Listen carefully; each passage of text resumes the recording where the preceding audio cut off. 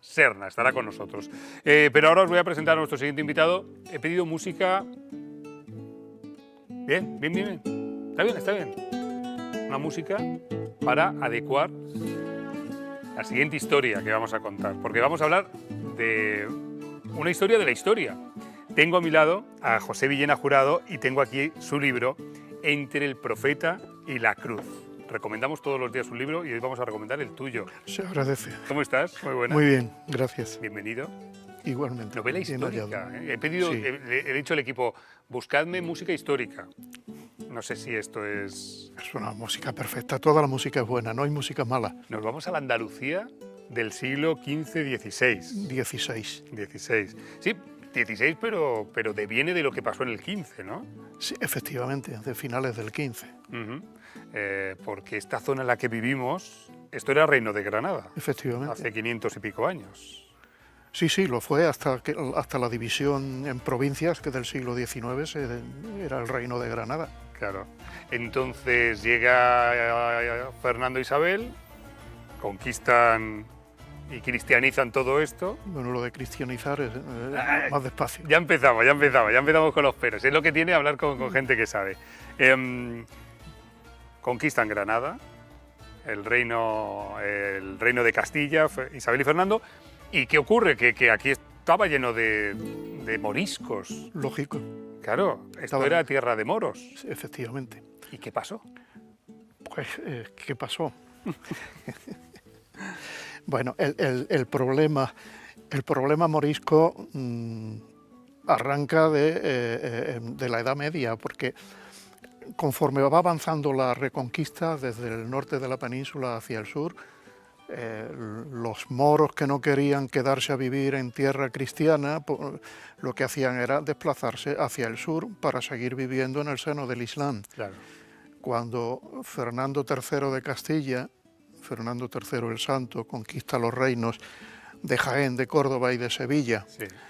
y unos años más tarde es Jaime I de Aragón, Jaime I el Conquistador, el que conquista el reino de Murcia, ya no les queda más tierra al sur a la que bajar que el reino nazarí de Granada. Claro. Entonces, cuando ya lo conquistan los reyes católicos a finales del siglo XV, es cuando se acentúa el problema y se convierte en problema morisco de verdad. 1492 Sí. se conquista Granada y en un principio, si no me equivoco, los reyes católicos dicen, bueno, que se queden.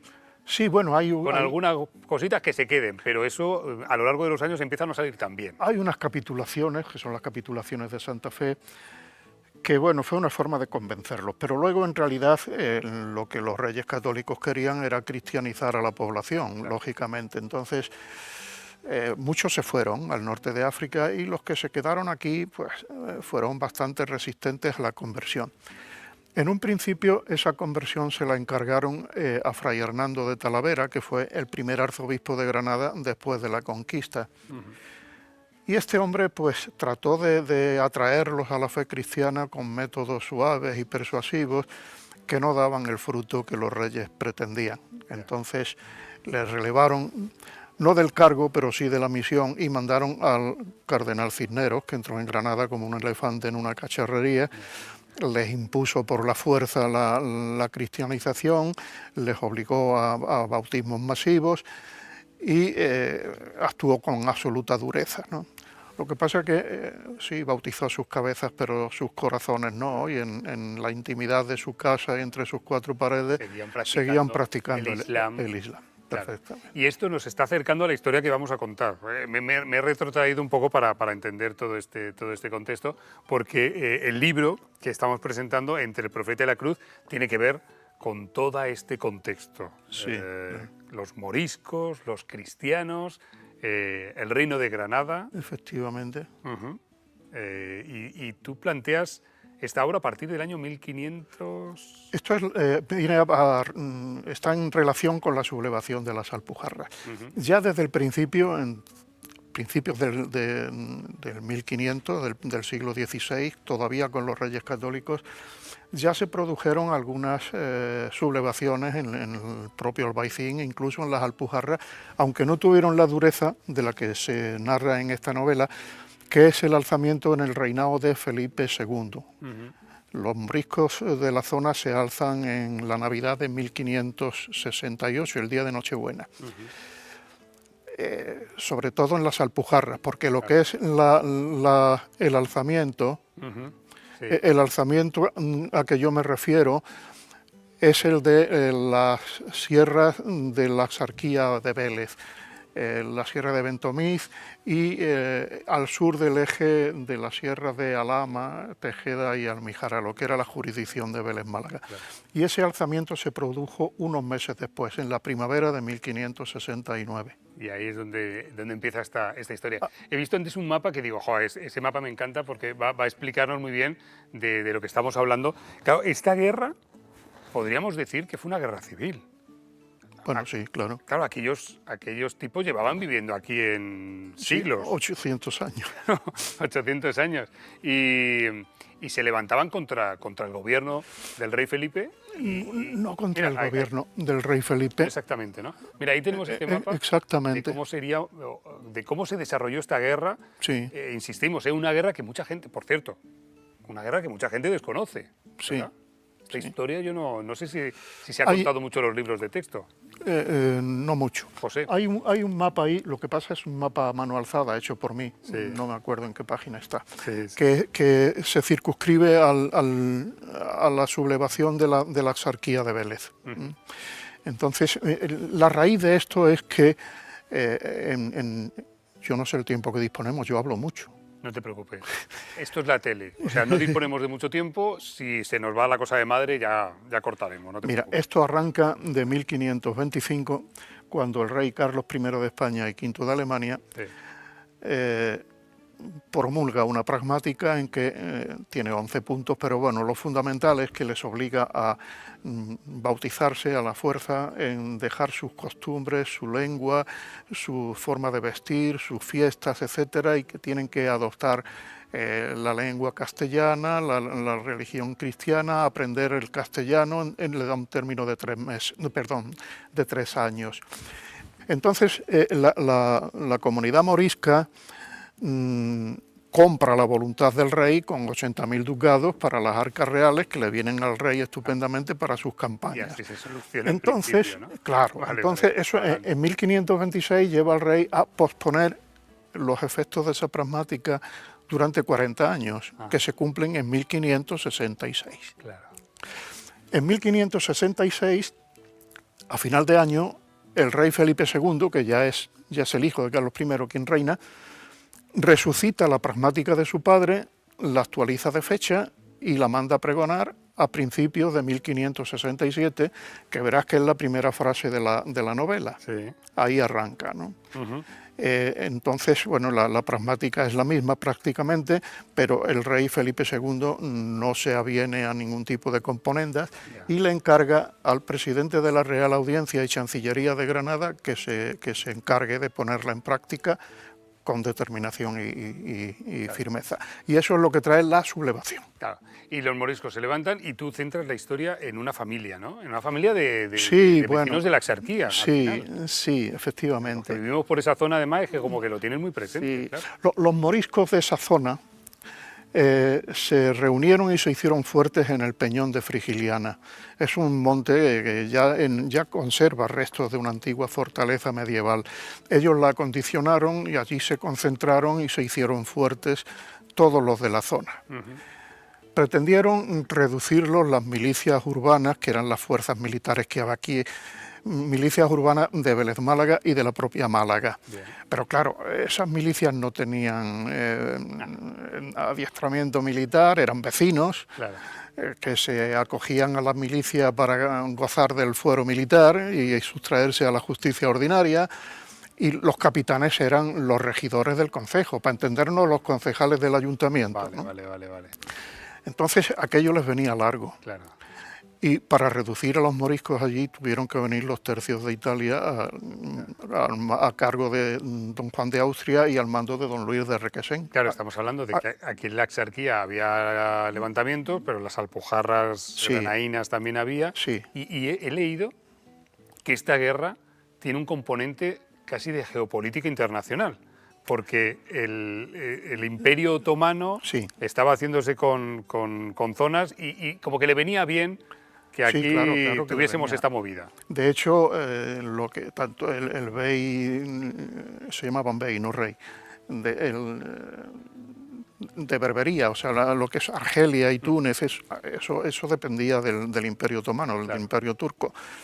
Eran una especie de virreinatos turcos. Desde allí, desde Berbería, les vino bastante ayuda. Claro, mandaban soldados. Bueno, pero tampoco eran muy cualificados, ¿eh? No eran los genízaros ni era el ejército turco por antonomasia, ¿no? Eran pues bueno, también soldados de segunda clase. Ya. Y dices tú que me gusta mucho porque haces una referencia a Giordano Bruno y dice esto de que si no sucedió así, bien debería haber sucedido. Se non è vero, è ben trovato. Esto es en italiano, ¿no? Giordano Bruno era contemporáneo de esta época. De este contexto. ¿Por qué? A veces me da la impresión de que no conocemos capítulos de nuestra historia. Sí. Paseamos por sitios donde han pasado cosas alucinantes, como esta historia que cuentas en este libro, y no las conocemos. Sí. Me has preguntado antes y se me ha ido la idea, porque es que hablo muchísimo, sobre los protagonistas. Sí. El protagonista de la primera parte es un mulero de Torrox, un morisco que se alza, y lo he situado en Torrox porque mis padres son torroseños y yo recuerdo Torrox de mi niñez, cuando iba a casa de mis abuelos. De hecho, la casa donde he hecho vivir al mulero es la casa de mis abuelos paternos. Y alguna que otra casa del pueblo también es recuerdo de mi niñez. Y la vida que se desarrolla en el campo, la vida rural, es la que yo recuerdo en el cortijo de mis abuelos. Entonces, ese mulero se alza en el Peñón de Frigiliana. En el Peñón de Frigiliana se produjo una escabechina tremenda, no dejaron cabezas sobre hombros, y las pocas cabezas sobre hombros que quedaron, pues se las llevaron cautivas. Allí se quedaron muchos niños huérfanos, entre ellos un niño y una niña, hijos de este morisco.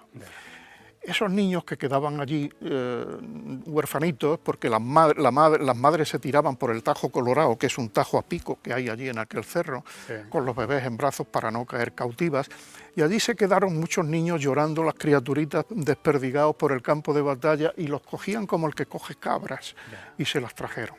Se trajeron cautivos a Málaga. Está registrado en el archivo municipal el documento 185, me parece, cerca de 200 niños. Sí.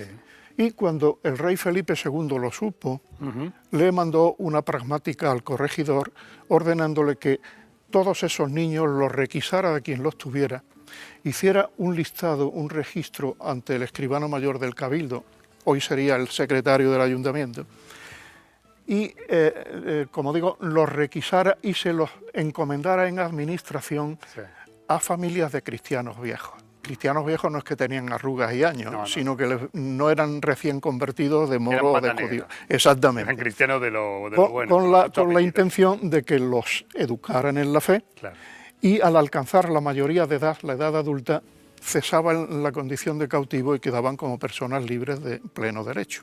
Y la segunda parte de la novela se centra en el devenir vital de esos dos hermanitos en la ciudad de Málaga hasta que alcanzan la mayoría de edad y quedan libres. Ese es el camino entre el profeta y la cruz, que es la transformación mental y la conversión de estos dos niños que proceden del Islam y acaban en el cristianismo. Qué bueno, qué historia más apasionante que nos cuenta José Villena Jurado en este libro, entre el profeta y la cruz. ¿Con qué estás ahora? Porque este ya está terminado, entregado, están las librerías, etcétera. Ese es el primer libro que me hace la editorial Es Libris, espero que no sea el Pero estás porque los que nos gusta la historia siempre estamos ahí como olfateando cualquier tema, ¿no? Tengo otro anterior que se titula La sombra de un jinete planeó sobre Málaga, que se centra en una epidemia de peste negra, de peste bubónica, que se desarrolló en Málaga a partir de 1599 durante 5 años.